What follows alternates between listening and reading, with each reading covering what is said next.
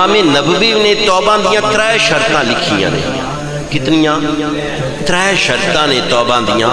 اور اگے چل کے میں سورۃ النساء دی قرآن مقدس دی آیا کریمہ وچ بھی یہ شرطاں بیان کراں گا. امام نبوی فرماندے نے کہ پہلی شرط یہ ہے کہ حقیقی پشیمانی بندے نو ہوے. توبہ کرن تو پہلی شرط یہ ہے کہ حقیقی طور بندے نو شرمندگی ہوے کہ یار میں اللہ دے بارگاہ چ بڑا جرم کر بیٹھا.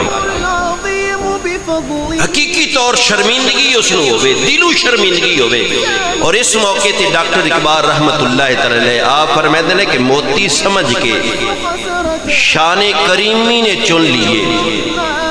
موتی سمجھ کے شان کریمی نے چن لیے قطرے جو تھے میرے ارکے انفال کے.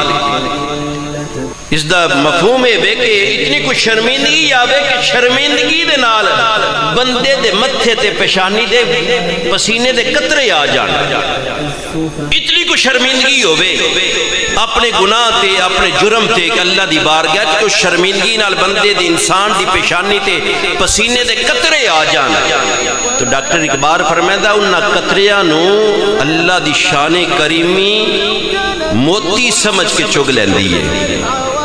تو امام نبوی فرماتے ہیں کہ توبہ دی پہلی شرط ہے کہ حقیقی پریشانی ہو جاوے، اللہ دی بارگاہ چ ڈرے کہ میں اللہ دا بڑا گناہ مجرم ہاں، بڑے حکم عدولی کر بیٹھا ہاں.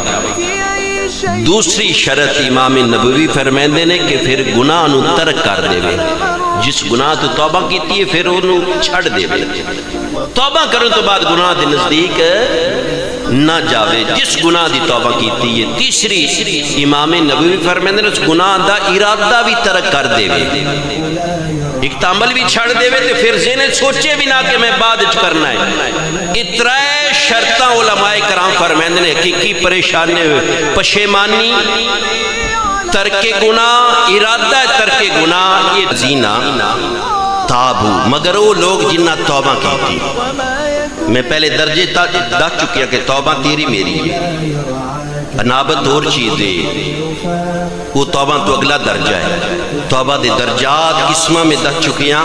اللہ فرمائے ان الذین تابوا بندے جنہ توبہ کر لئی، اللہ دی بارگاہ چ معافی مانگ لئی، واصلحوا توبہ کرن تو بعد اپنی اصلاح بھی کر لئی، واعتصموا باللہ اصلاح کرن تو بعد اللہ دی رسی نو مضبوطی نال پکڑ لیا، اللہ دے دامن رحمت نو مضبوطی نال پکڑ لیا.